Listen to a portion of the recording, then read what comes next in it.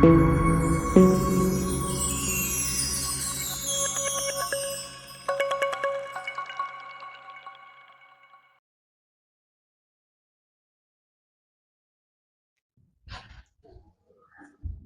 છો વિદ્યાર્થી મિત્રો? ક્રિએટિવ એકેડમી આણંદમાં ફરી એકવાર આપનું સ્વાગત છે.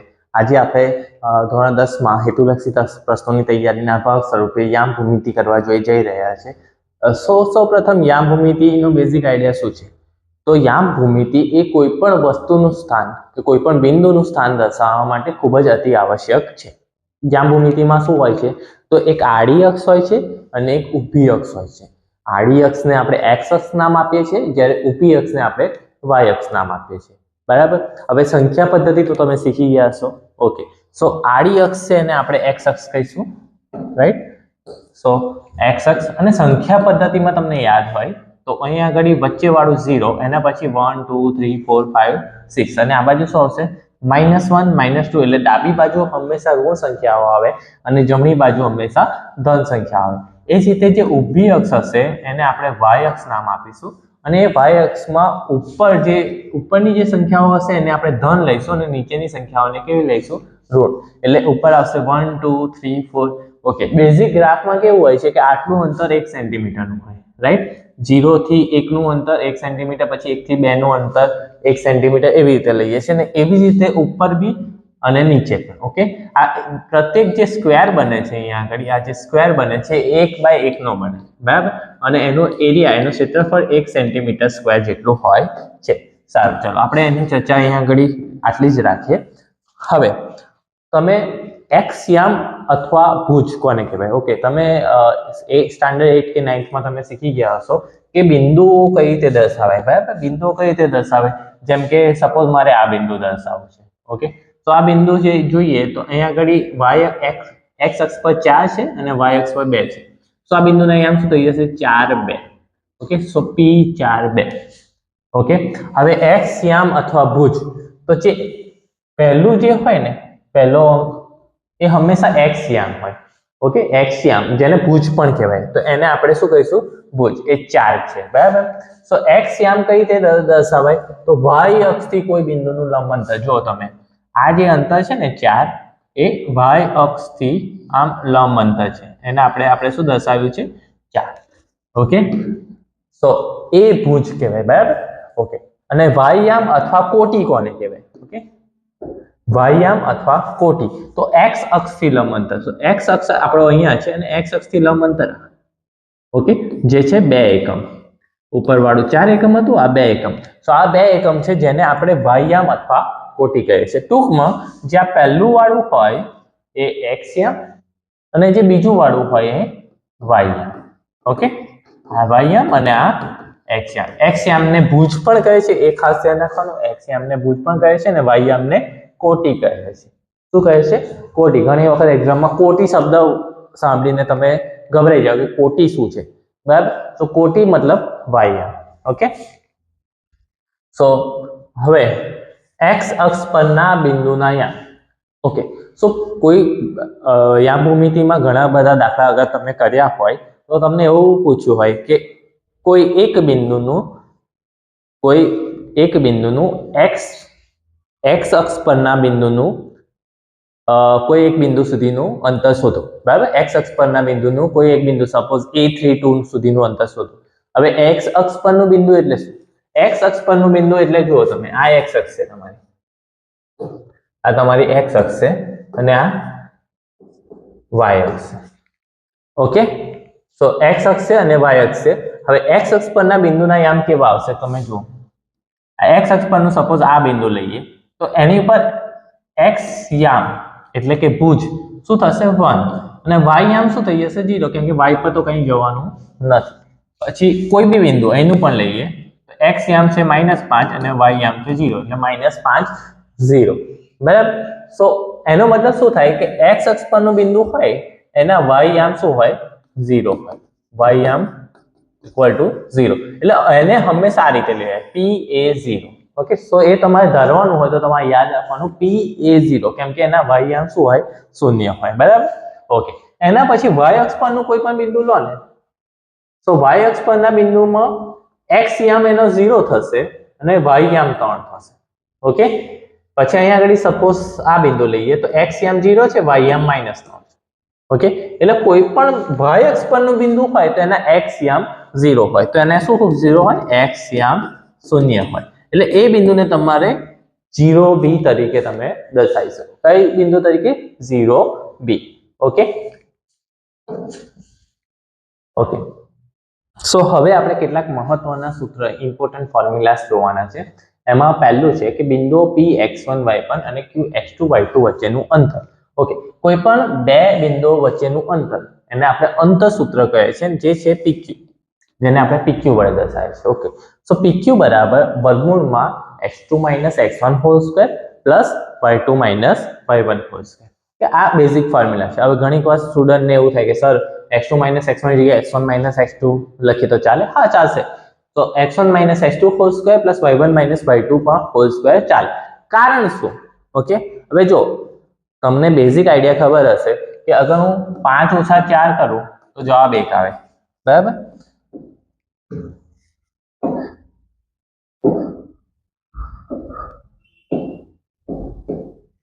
ઓકે, સો હું 5 - 4 કરું તો જવાબ 1 આવે. બરાબર? પણ જો હું આ જ વસ્તુ 4 - 5 કરું તો જવાબ -1 આવે. આટલું તમને ખબર છે કે નિશાની બદલાઈ જાય તો હું x2 - x1 ને x1 - x2 ની નિશાની બદલાશે. યસ ઓર નો? મૂલ્ય સરખું રહેશે, એક મૂલ્ય સરખું રહે પણ નિશાની બદલાય. ઓકે, અગર એકમાં પ્લસ છે તો એકમાં માઇનસ. સો આમાં અગર પ્લસ હશે તો આમાં માઇનસ હશે, સપોઝ અહીં માઇનસ હશે તો પ્લસ હશે, પણ એનો શું છે? સ્ક્વેર છે. ઓકે, હવે તમને ખબર હશે વિદ્યાર્થી મિત્રો કે 1 નો વર્ગ શું થાય? તો 1 × 1 1, અને -1 નો વર્ગ પણ શું થશે? 1 જ થવાનું. તો માઇનસ નો વર્ગ પણ પ્લસ જ થઈ જવાનો. એટલે જવાબમાં કોઈ મતલબ અહીંયા આગળ 1 હશે તો 1 નો વર્ગ 1 આવશે, અને -1 નો વર્ગ પણ 1 જ થઈ જવાનો, એટલે પ્લસ જ થઈ જવાનો. તો જવાબમાં કોઈ જ ફરક આવવાનો નથી. માટે તમે બેમાંથી કોઈ પણ એક સૂત્ર તમે વાપરી શકો. બરાબર? કાં તો ઉપરવાળો આપો x2 - x1 વર્ગમૂળમાં x2 - x1 whole square plus y2 - y1 whole square, અથવા નીચેનો જવાબ તમે નીચેનું સૂત્ર વાપરી શકો છો, જેમાં વર્ગમૂળમાં x1 - x2 hall square plus y1 - y2 whole square. Okay, ઘણી વખત આપણે એવું પણ કરતા હોય છે કે સપોઝ આ વર્ગમૂળ છેક સુધી લખવું ના હોય ને તો આપણે આ રીતે એને સૂત્રને લખી શકીએ, pq સ્ક્વેર. ઓકે, વર્ગમૂળ એ બાજુ ગયું તો વર્ગ થઈ જાય, અને એને આવી રીતે લખી શકો x2 - x1 whole square plus y1 - y2 - y1 whole square. Okay, પછી છેલ્લે જે જવાબ આવે ને વર્ગ પછી એ બાજુ લઈ જવાનો, વર્ગમૂળ કરી શકાય. બરાબર? ઘણી વખત પણ એમાં પ્રોબ્લેમ એ થાય, ભૂલ એવી થાય કે વર્ગ એ બાજુ લઈ જવાનું રહી જાય, વર્ગમૂળ કરવાનું. સપોઝ અહીંયા આનો જવાબ આવ્યો 9, તો pq સ્ક્વેર = 9 એટલું લખીને આવી જાવ તો સ્ક્વેર એ બાજુ જાય તો સ્ક્વેર રૂટ થાય, એટલે એનો આન્સર +or -3. પણ એ પણ યાદ રાખવાનું કે વર્ગમૂળ કરો ને ત્યારે જો અહીં વર્ગમૂળ થશે, વર્ગમૂળમાં 9, એટલે મેં અત્યાર સુધી તમને ઘણી બધી વખત શીખવાડ્યું છે કે વર્ગમૂળના બે જવાબ હોય, પ્લસ ઓર માઇનસ. એટલે પ્લસ ઓર માઇનસ બંનેમાંથી કોઈ એક આન્સર હશે. રાઈટ? ઓકે, સો તમારે અહીંયા ધ્યાન રાખવાનું છે કે અહીંયા આગળ આપણે શું શોધી રહ્યા છે? અંતર. સો અંતર કોઈ દિવસ ઋણ હોઈ શકે નહીં. અંતર કોઈ દિવસ તમારે ઋણ લેવાનું નથી, એટલે તમારો જવાબ તો ધન જ લખવાનો. બરાબર? +or -3 આવે તો પણ તમારે આન્સર 3 જ લખીશું, +3 લખીશું. ઓકે, માઇનસ લખવાની જરૂર નથી, કેમ કે આપણે શું શોધી રહ્યા છે? અંતર, અને અંતર હંમેશા ધન હોય. ઓકે, હા, બિંદુના યામ, અગર બિંદુના યામ તમે શોધી રહ્યા છે તો એમાં તમારે બે આન્સર લખવા પડે, પ્લસ ઓર માઇનસ બંને લખવા પડે. બરાબર? પણ બિંદુના યામ ના હોય પણ અંતર શોધી રહ્યા છે, અંતર હંમેશા આપણે પ્લસ લખવાનું. ઓકે ઓકે, એના પછી વિભાજન સૂત્ર. તો વિભાજન સૂત્ર આપણે જોઈ લઈએ તો એમાં બે બિંદુઓ હોય, a x1 y1 અને b x2 y2. હવે આ બે રેખાખંડનું સપોઝ હું તમને દોરીને સમજાવું કે સપોઝ આ એક બિંદુ છે, આ બીજું બિંદુ છે, a અને b. ઓકે, હવે આ બે જે બિંદુઓને જોડતો રેખાખંડ છે ત્યાં આગળ વચ્ચે કોઈ એક બિંદુ છે, સપોઝ x. ઓકે, હવે x બિંદુ એવું છે કે જે એને 2:3 ગુણોત્તરમાં વિભાજન કરે છે, 2:3. એટલે લગભગ અહીંયા આગળ 2 ભાગ આવશે, અહીંયા આગળ 1 2 અને 3 ભાગ આવી છે. ઓકે, એટલે 2:3. બરાબર? તો 2:3 માં વિભાજન કરે છે, અને નામ આપી દે x1 y1, અને એને નામ આપી દીધું x2 y2. ઓકે, હવે સો અહીં બિંદુ x એ રેખાખંડ AB નું એ તરફથી 2:3 ના ગુણોત્તરમાં વિભાજન કરીને છે.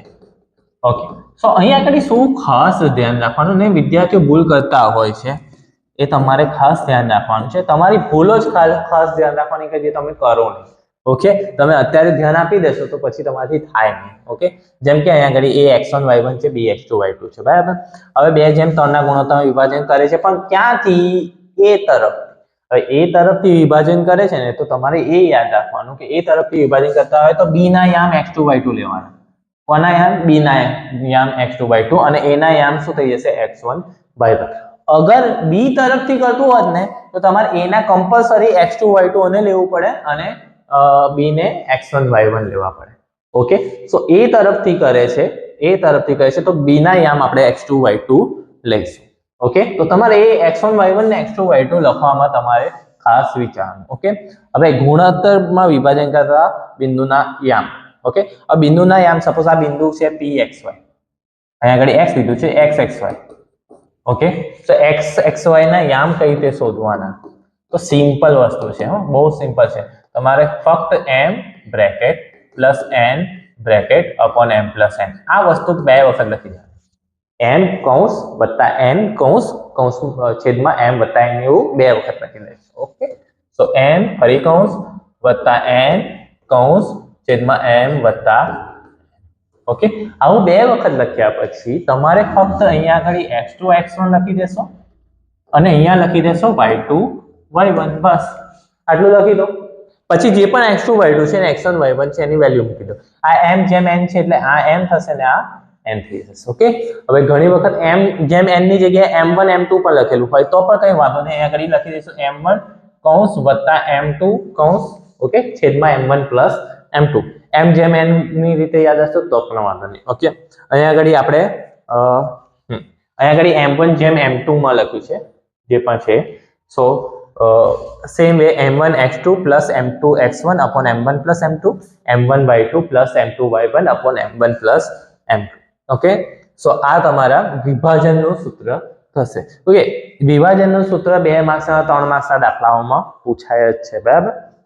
2 માર્ક્સના દાખલા તમે કરી શકશો એના પછી વિભાજનના સૂત્ર પરથી. ઓકે, હવે એના પછી આ ઘણી વખત હેતુલક્ષી પ્રશ્નોમાં આ રીતે હોય છે કે બે બિંદુ આપ્યા હોય અને તેના મધ્ય બિંદુના યામ શોધવાનું કીધું હોય. ઓકે, તો ડાયરેક્ટલી તમારે કંઈ કરવાનું નથી. બે બિંદુ આપ્યા હોય તો એકને x1 y1 લઈ લો અને બીજાને x2 y2 લઈ લો. ઓકે, એક બિંદુને x1 y1 બીજાને x2 y2. જસ્ટ કરો pxy = x1 plus x2 ભાગ્યા 2 એટલે આ બેનો સરવાળો ભાગ્યા 2 અને y1 plus y2 ભાગ્યા 2. ઓકે, બસ આટલું કરી દો એટલે તમને શું મળી જશે? રેખાખંડના મધ્ય બિંદુના યામ. કોઈ પણ રેખાખંડના મધ્ય બિંદુના યામ. ઘણી વખત આ કોઈ મતલબ આ સૂત્રનો પણ ઘણો ઉપયોગ છે, બરાબર, કે સમબાજુ ચતુષ્કોણનું ક્ષેત્રફળ શોધવાનું કીધું હોય, બરાબર, અને 4 બિંદુના યામ આપેલા હોય. જેમ કે આમ સમબાજુ ચતુષ્કોણ છે રીતે a b c d. એમાં a x1 y1, b x2 y2, okay, c x3 y3 and d x4 y4. Okay, આવી રીતે 4 બિંદુઓ આપેલા છે, અલગ અલગ નામ સપોઝ 1 2 આપ્યો હોય, 4 5 આપ્યો હોય, ગમે તે આપેલું હોય, બરાબર. હવે તમને ડાયરેક્ટ ક્ષેત્રફળ શોધવાનું કીધું. ક્ષેત્રફળ શોધવા માટે આમાં ખાલી તમારે વિકર્ણ શોધી કાઢો. AC શોધી કાઢશો અને BD શોધી કાઢો. અગર તમે AC અને BD તમે શોધી કાઢો છો, કઈ રીતે AC અને BD કઈ રીતે શોધશો? અંતઃસૂત્રની મદદથી. Very good. ઓકે, AC અને BD તમે શાના મદદથી શોધશો? અંતઃસૂત્રની મદદથી, બરાબર. સો 1/2 ગુણ્યા તેના વિકર્ણનો ગુણાકાર એટલે AC ગુણ્યા BD કરી દો, તમારી પાસે જવાબ મળી જશે. ઓકે, સો અહીં આગળ આપણે આજે અત્યારે થિયરી પાર્ટ પૂર્ણ કરીએ છીએ.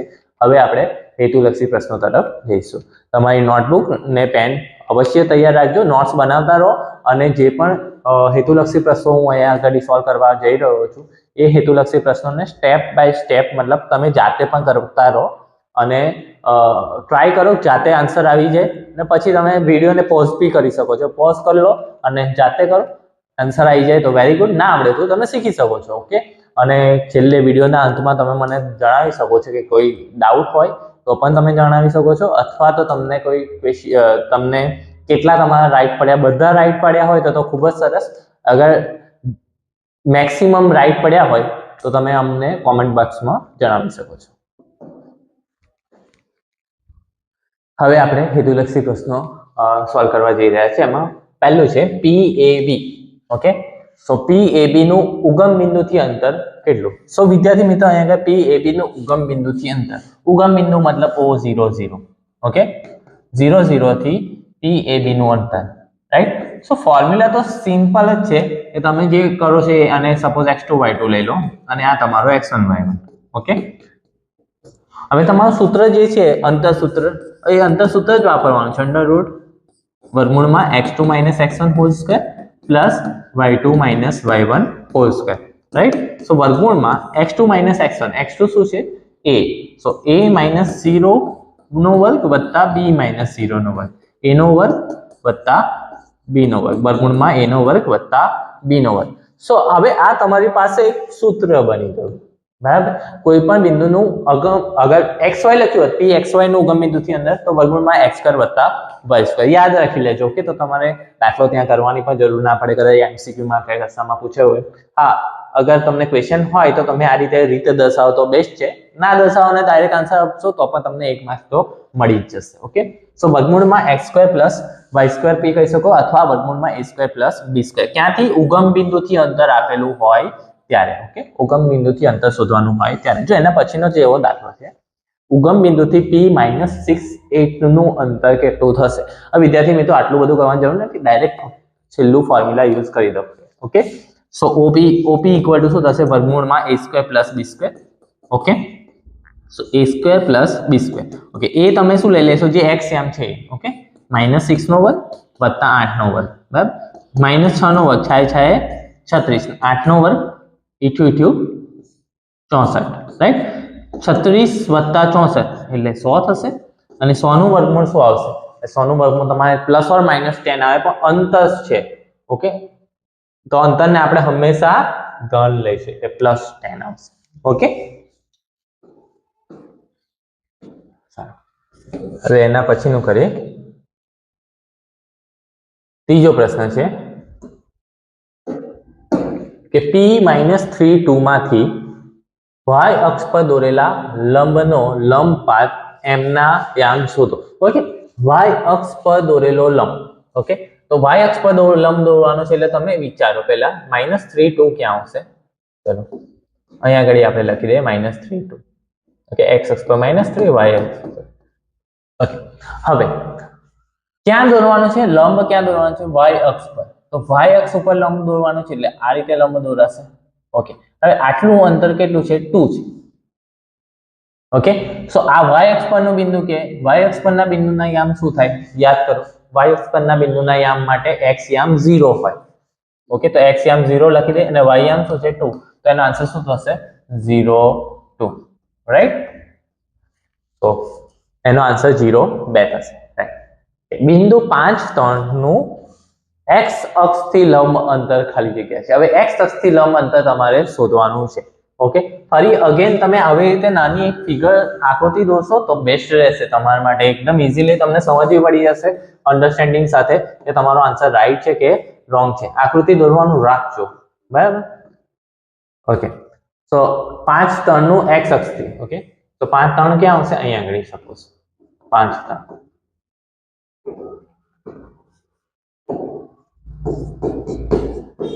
x અક્ષથી લંબ અંતર. હવે x અક્ષ કયો છે? આ એનાથી લંબ અંતર, x અક્ષથી લંબ અંતર કેટલું થાય? તો y યામ થશે 3. તેનો જવાબ શું આવશે? 3. ઓકે, સારું.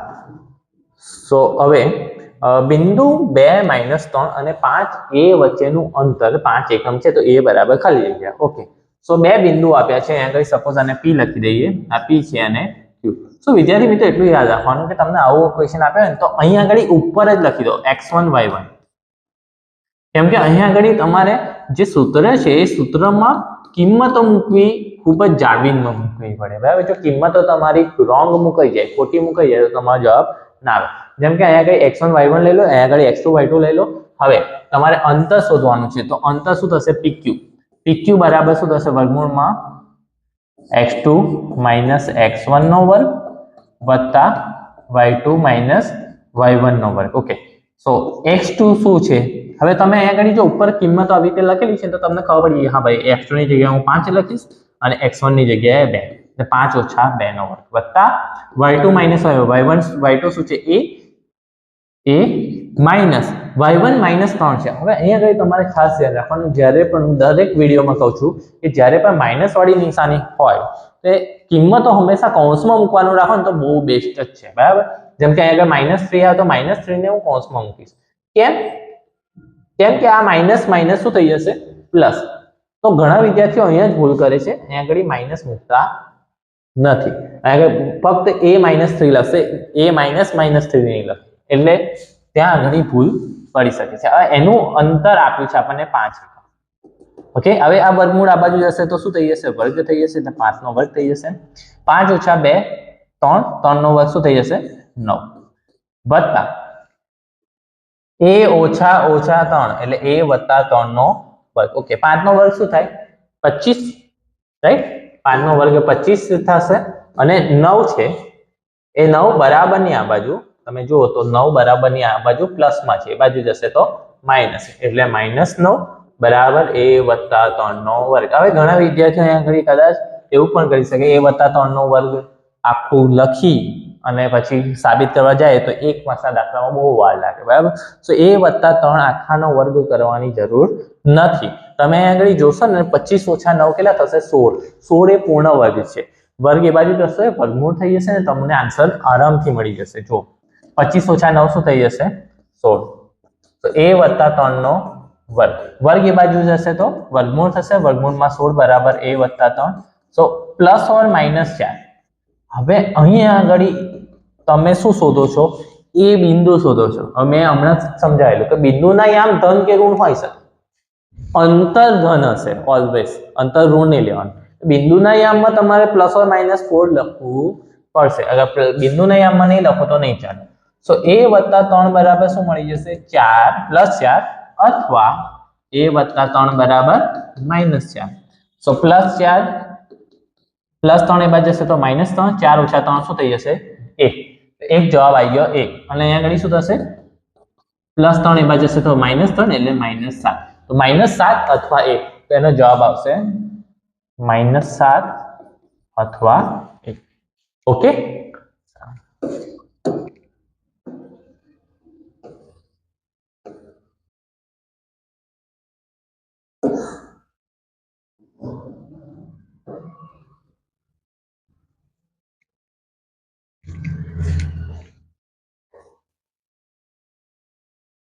હવે આપણે x અક્ષથી -5 4 નું અંતર શોધવું.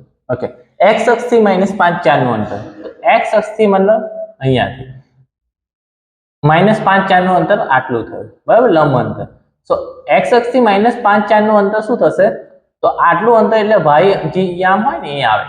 તો x અક્ષથી લંબ અંતર હોય ને તો યાદ રાખો વિદ્યાર્થી મિત્રો કે અગર તમને x અક્ષથી લંબ અંતર કીધું હોય તો તમારે y યામ લખવાનો છે અને y અક્ષથી લંબ અંતર કીધું હોય તો તમારે x યામ લખવાનો છે. તો અહીં આગળ જવાબ તમારો આવશે 4. ઓકે, 4 તમારો જવાબ થશે. એના પછી જોઈએ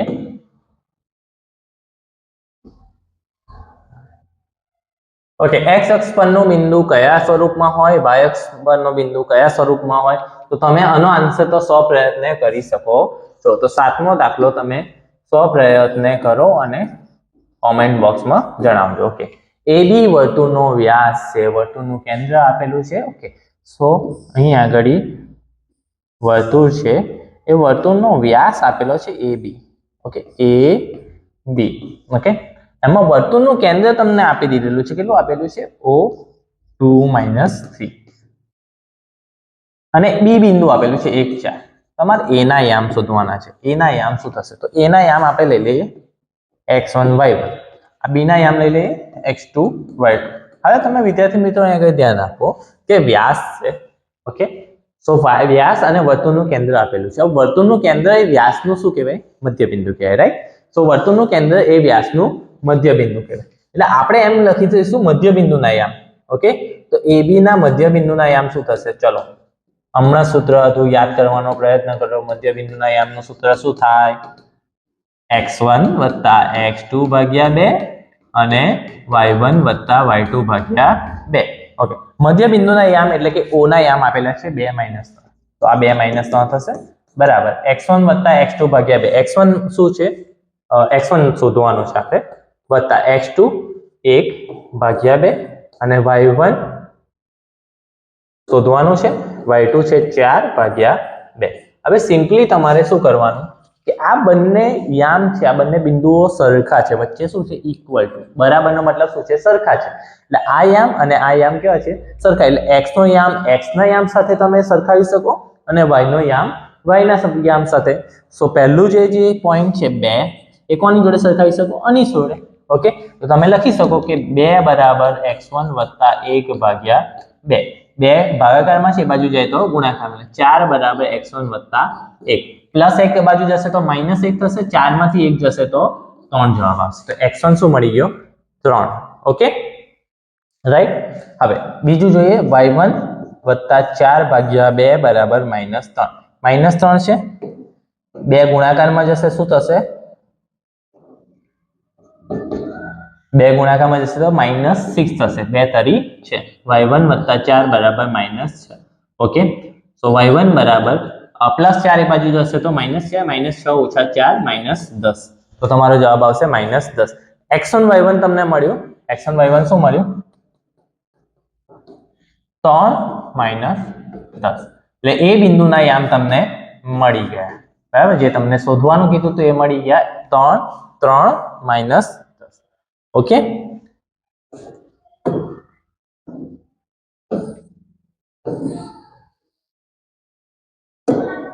હવે આપેલ બિંદુઓની જોડ વચ્ચેનું અંતર શોધો. AB અને -A - B વચ્ચેનું અંતર તમારે શોધવાનું છે. અગેન તમારે બેમાંથી બંનેને, એકને x1 લઈ લો, એકને y1. x1 y1, બીજા બિંદુને શું લઈ લેશો? x2 y2. હવે AB, સપોઝ આને નામ આપી દો A અને B. AB બરાબર સૂત્ર એ જ છે, વર્ગમૂળમાં x2 - x1 whole square plus y2 - y1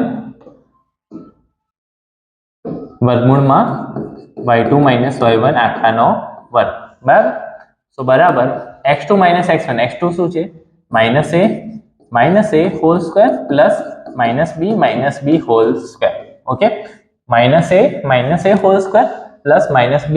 અહીં આગળની નિશાની સાથે લખવું ખાસ જરૂરી છે. ઓકે, જે પણ કિંમતો મૂકો એ નિશાની સાથે મૂકવાનું અવશ્ય રાખજો, નહીં તો ખોટું પડશે. ત્યાંથી જ ખોટું પડી જાય, પછી આગળ ચેક કરવાની જરૂર જ ના પડે. બરાબર, -a શું થઈ જશે?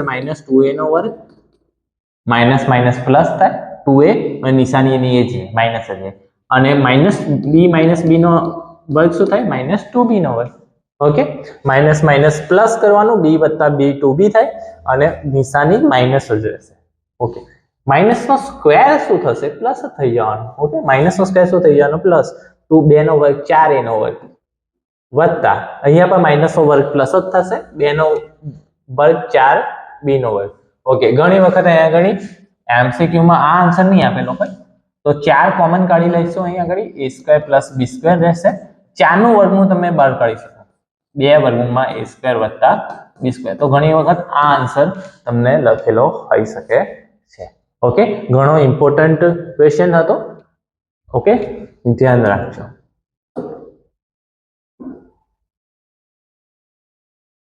નીચેના બિંદુઓ x અને y ને જોડતા રેખાખંડ xy ના મધ્ય બિંદુ P ના યામ છે -2, 3. તો નીચેનામાંથી કયો વિકલ્પ સાચો છે? તો આમાંથી કયો, એટલે આના x અને y તમારે શું કરવું પડશે? દરેક ના મધ્ય બિંદુના યામ શોધવા પડશે. A ના, B ના, C ના, D ના. તમે મનમાં પણ વિચારી શકો છો અને નોટબુકમાં પણ કરી શકો છો કે મધ્ય બિંદુના યામ શું થાય. સૂત્ર તો તમને ખબર છે, x1 + x2 ભાગ્યા 2. સપોઝ અહીંયા -4 + 2 ભાગ્યા 2, 3 + 2 ભાગ્યા 2. ઓકે, તો કોઈ એક જે A B C D એમાંથી કોઈ એકમાં તમારો જવાબ આવશે -2, 3. એ તમારો જવાબ થઈ જશે. ઓકે, સો આ પણ તમે કરજો સ્વપ્રયત્ન.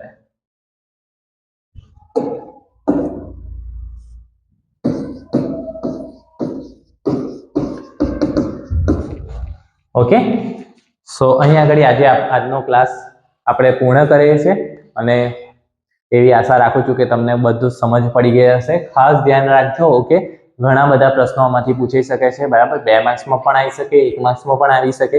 ઓકે, અને આ ચેપ્ટર ખૂબ જ ઇઝી છે, ખૂબ જ સરળ છે, તમે આરામથી કરી શકો એમ છો, બરાબર.